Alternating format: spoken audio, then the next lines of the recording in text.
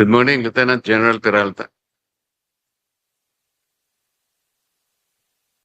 Tama po ba na ang birthday ninyo is May 14, 1970, Yes, sir. which was last month? Yes, sir. Meaning to say you already reached the age of 56 and you were bypassed upon seeing the adjournment of Congress on June 3. Is that correct?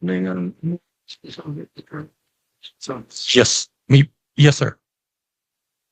As a matter of fact, this circumstance also applies to the rest of your colleagues, namely Vice Admiral Alan M. Javier,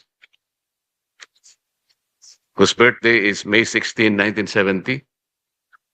Major General Isagani Criste, birth date is April 21, 1970. Brigadier General Naisforo Diaz, birth date May 5, 1970.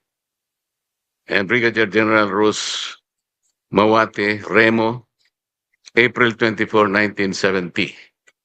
Meaning to say the five of you, General, already reached the age of 56.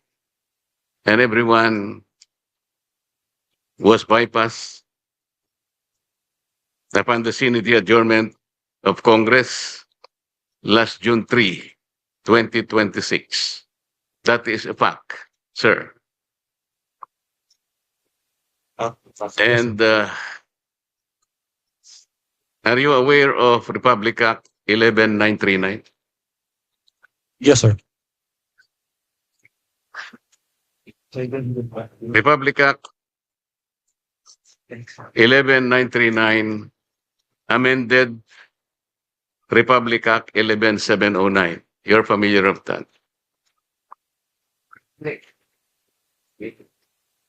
Do you know why I am citing this particular law, General? Yes, sir. Why? We are less than 1 year, sir. Yes, you are correct. Section 2 of Republic Act 11709, which is now Section 1 of 11939, last paragraph, says that to be eligible for appointment or promotion to the grade of Brigadier General or Commodore O-07 or higher, except for positions under sections 2A and 2B, the officer must have at least 1 year remaining of active service before compulsory retirement. And would you say that you lack at least 1 year remaining of active service before your compulsory retirement? Yes, sir. We were ordered to come here, sir, and we are directed to appear before the commission appointments. And so therefore, it only means that the five of you may no longer be eligible for reappointment in view of the prohibition under Section 1 of Republic Act 11939. Am I correct, sir? Yes, sir. Thank you. Thank you, Mr. Chair. Thank you, Honorable Marcos. Honorable Senator Ping Lacson is recognized. Yes, Mr. Chairman. Just for clarity, I believe and I was told by the Secretary of the Commission on Appointments that the ad interim appointments of this fine gentleman and lady is a mere resubmission of their previous ad interim appointments given before the resumption, the May 25, 2026 resumption of the first regular session. And since this is a special session, it is a continuation of the first regular session. Therefore, hindi pa po sila pasok do sa 1 year ban. Kasi hindi naman po nila kasalanan na nagkagulo-gulo kami dito sa Senado at hindi na take up yung kanilang confirmation. So with that manifestation, Mr. Chairman, I move that we recommend to the plenary the confirmation of the aforestated or aforementioned gentleman and lady in plenary. I so move, Mr. Chairman. If there's, yes, Honorable Rizon Taveros. Second the motion, Mr. Chair. Any objection to the motion duly seconded? Mr. Chair. Yes, Honorable Albano is recognized. Mr. Chair, Your Honors, on the part of the minority, we place on record our full support for the confirmation of the 5 generals and flag officers of the Armed Forces of the Philippines, whose appointments are now under consideration. These officers have rendered long and distinguished service to the nation. As such, the minority supports the favorable confirmation of their appointments and commends their dedication and sacrifices in their service to the Filipino people. Mr. Chair, as the acting minority floor leader, on behalf of the minority and the Filipino people, we interpose no objection to their confirmation. Thank you, Mr. Chair. Thank you, Honorable Albano. Honorable Bongo is recognized.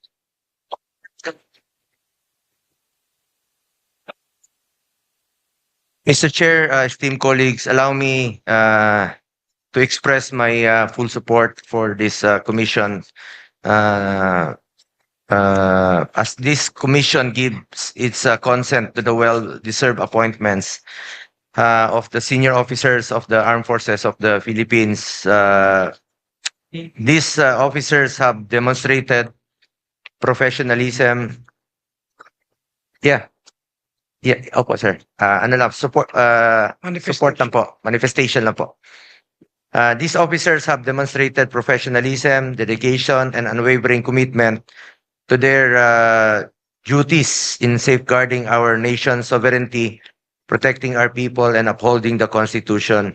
Wala na po akong katanungan sa kanila. And in fact, itong dalawa, no, si Vice Admiral Alan Madrid-Javier, Lieutenant General Edmundo Peralta, are mga tanglaw diwa, class of 92. Their years of service, leadership, and sacrifice reflect the highest ideals of military service and have earned them the trust and confidence of their fellow servicemen. At naintindihan ko rin po na yung 1 year bar rule, no, na dapat nilang mahabol dahil bawat star na alam po ni Senator Ping Lacson yan noon pa, parati nating pinaglalaban dahil napakahalaga po sa kanila yung 1 star na madagdag sa kanila. Yan po dala-dala na nila hanggang sa kanilang pagtanda. At maraming salamat rin po Senator Ping sa mga suporta mo noon sa sundalo. Mr. Chair, dahil sa kanilang kabayanihan at pagbibigay serbisyo sa ating bansa, gusto ko lang pong bigyang pagkilala at pagpupugay sina Vice Admiral Alan Madrid-Javier, Lieutenant General Edmundo Peralta, Philippine Army, Major General Isagani Ocampo Criste, na naging PSG rin po nung panahon ni dating Pangulong Rodrigo Duterte, Brigadier General Nice Foro, no? Medrana Diaz Jr., Philippine Army, and Brigadier General Rosa Mawate Remo,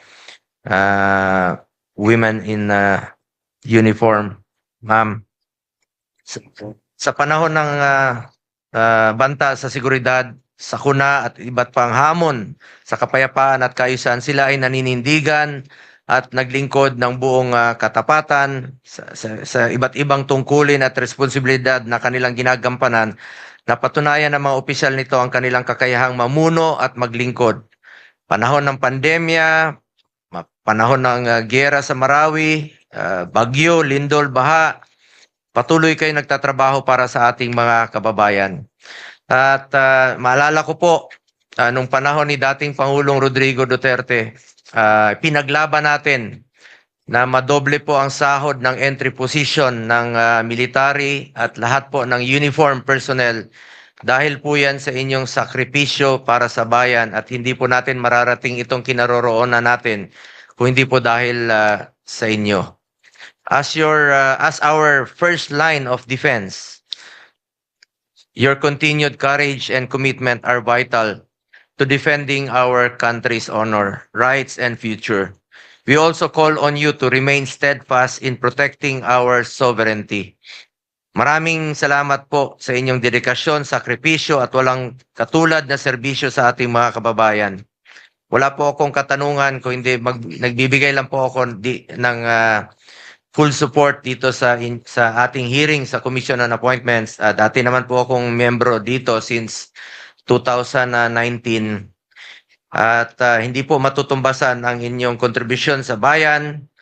Pero meron lang po akong paalala sa ating Armed Forces of the Philippines. Unahin lagi ang interes ng bayan. Unahin po lagi ang interes ng bawat Pilipino. Mabuhay po kayo. Maraming salamat po. Thank you, Mr. Chair. Senator Bongo.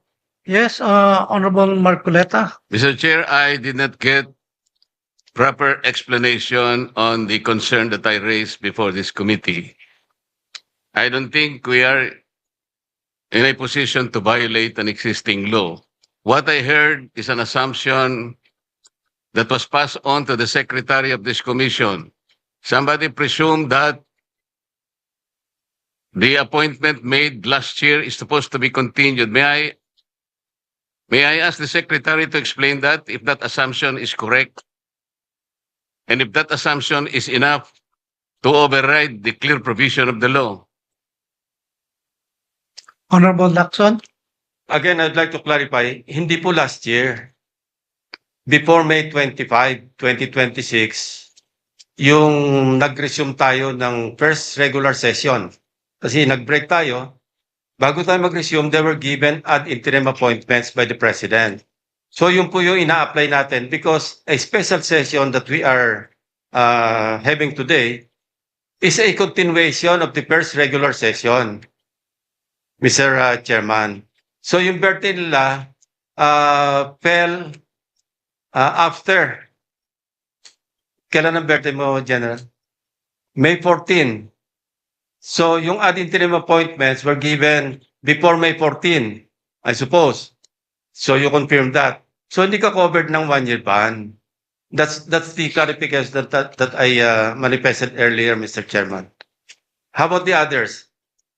Covered sila ng hindi sila covered ng 1-year ban when they were given their ad interim appointments Before their before May 25, di ba? Kasi kung after May 25, resumption, nomination, at saka hindi na kayo mag-apply. But since you were given your ad interim appointments, since Congress was in recess at that time, having resumed on May 25, hindi po kayo mako-cover ng 1-year ban. That's my point.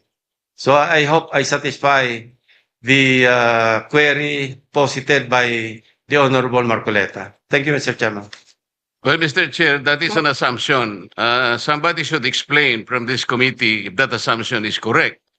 Because the law is the law. They have just reached their age of 56. And they were bypassed. That is a fact. We cannot change that fact, Mr. Chair. That is the only point that I'm trying to raise here.